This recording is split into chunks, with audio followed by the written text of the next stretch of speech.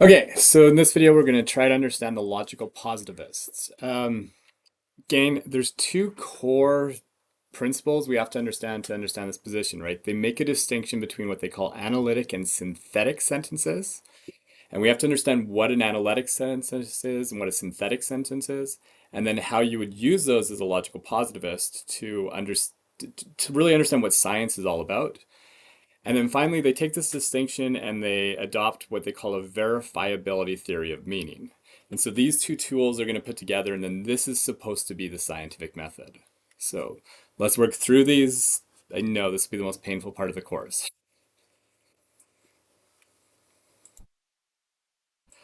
So the first thing here is they say, look, when we look at human languages, there's two types of sentences. There's two types of claims we can make about the world that are true or false. There's what we call an analytic sentence, and an analytic sentence is any sentence that's true in virtue of its meaning.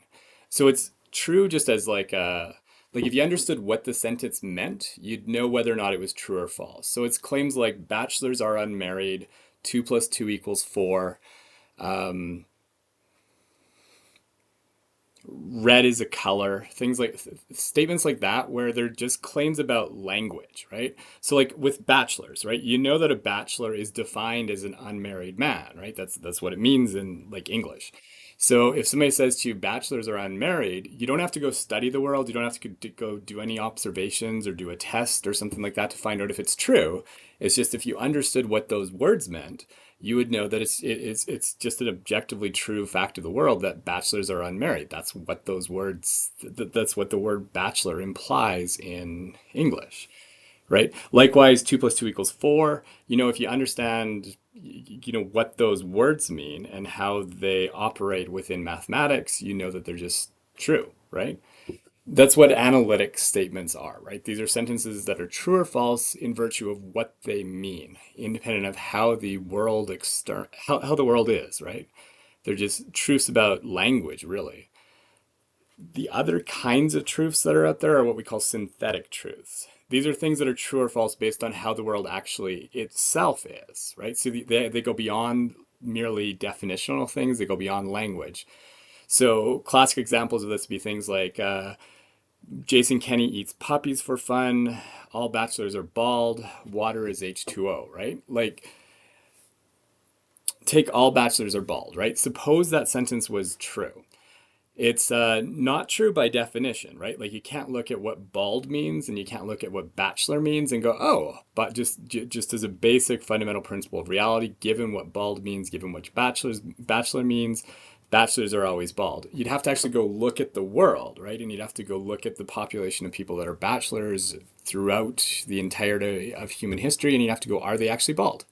If so, that sentence is true. If there's counterexamples, it's false. Right? Same thing with Jason Kenny eating puppies. You just have to observe his behavior and you'd find out that it's just objectively true. Water is H2O.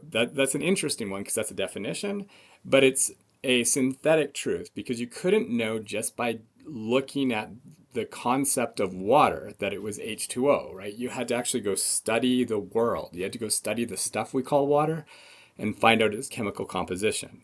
It was only after those kind of investigations that we learned that water actually is H2O, right?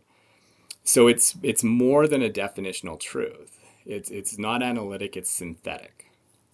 And this is going to be a really core distinction for the logical positivists, right? And it's a really important distinction for how they understand science, right? What they're going to say is all analytic truths are necessarily true.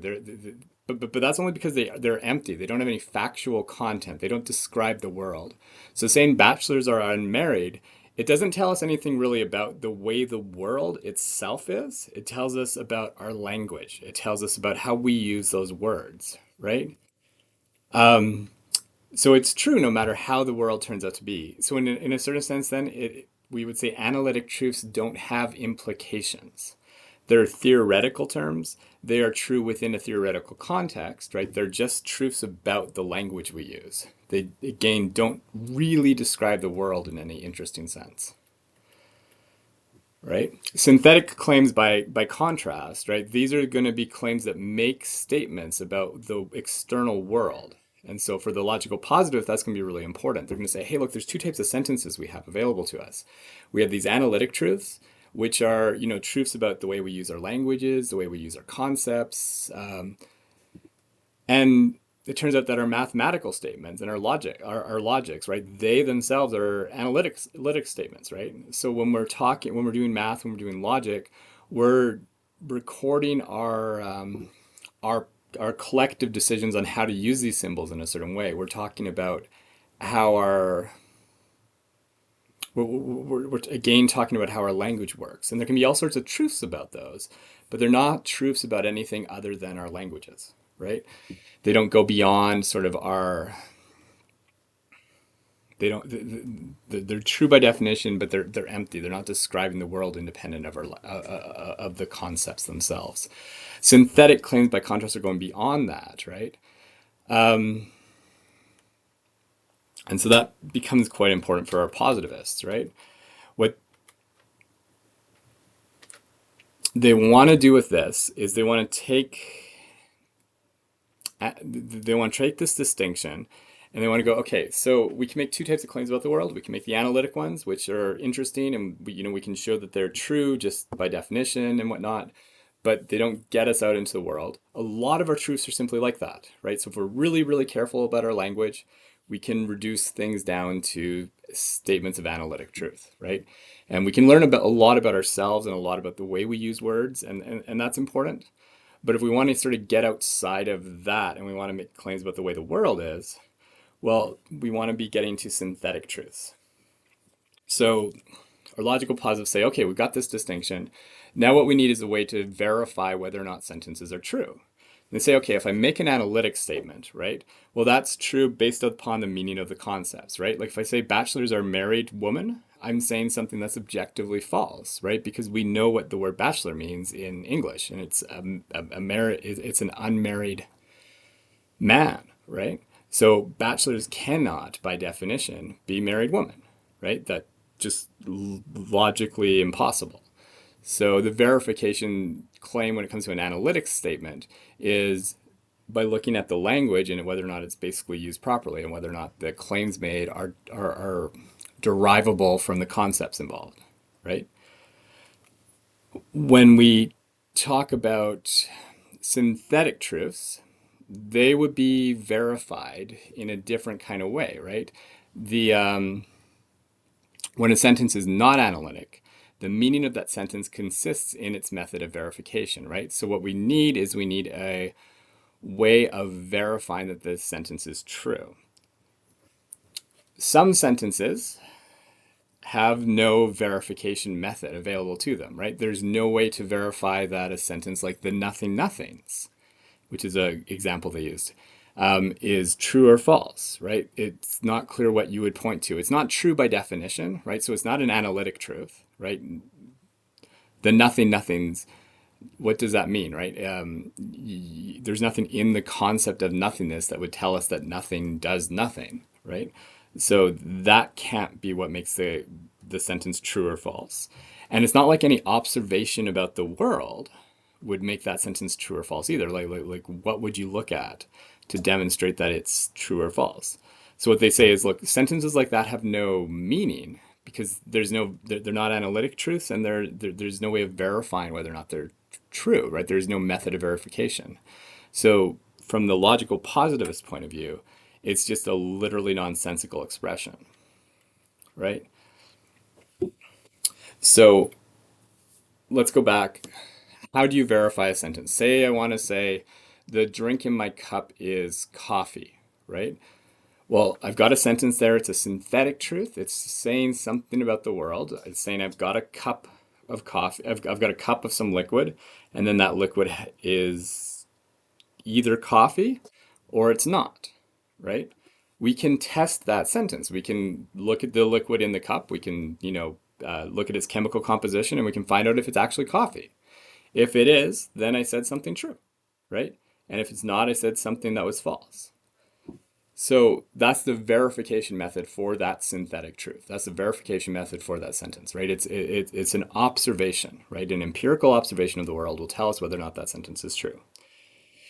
And what the logical positivist basically says is, look, this is how all our statements about the world that are meaningful and that can be true or false work. They're either analytic, right? And then they're just true or false based upon definition, which is great, but they're empty. They don't tell us anything about the world. They just tell us stuff about our concepts. Or they're synthetic truths, in which case they make very specific empirical observations about the way the world is. And then we can demonstrate that they're true or false by actually looking at the way the world is, by doing an experiment, right? And there is no other way to test or verify truth or falseness of a sentence. Those are our only two options available, says the logical positivist. And so when we're being sort of like sloppy, right? When we're just sort of talking in a natural language and we're not being really careful, we'll say all sorts of things that seem like they mean something, but very often they don't, right? Very often we're just saying claims that have no verification conditions, says the logical positivist, right? So if we were to be careful with our language and we were to kind of reduce it down, is this an analytic truth or is this a synthetic truth? We'll find a bunch of the things we say every day are analytic. They're just true by definition. And some of them are synthetic. Some of them are true on the basis of observations about the way the world works. And then we'll say a bunch of things that are just nonsense. They sound like they mean something, but really they don't actually, they're not analytic and they're not synthetic. And what the logical positivist says is that stuff is just gobbledygook. That stuff we should throw out. It's not part of a coherent scientific account of reality. It's just stuff we say that sounds like it means something, but it doesn't. What science focuses on is the synthetic stuff, right? So what our logical positivist wants to say is we should be doing the following when we do science. Science has a very kind of narrow project, right? What philosophy should do is it should clarify our language, right? We are imprecise in the way we use language. So philosophers should be in the business of being the handmaiden of the sciences. They should look at the sentences that we make about the world that are supposed to be true or false, and then we should try to, as philosophers, clarify them and translate them into a really clear either analytic statement or synthetic statement. If they're the analytic statements, well, we just use, logic to figure out which ones are true and which ones are false, right? If they're synthetic, well, they make very specific claims about the way the empirically observable world is. So we should pass those off to scientists, and then the scientists should do experiments to tell us which of those sentences are true and which ones are false. And then any other statements we make about the world are just meaningless noise. They might sound intelligible, but they're gobbledygook. That would be true independent of how the world works, and so they don't really express anything. They don't have any verification conditions, right?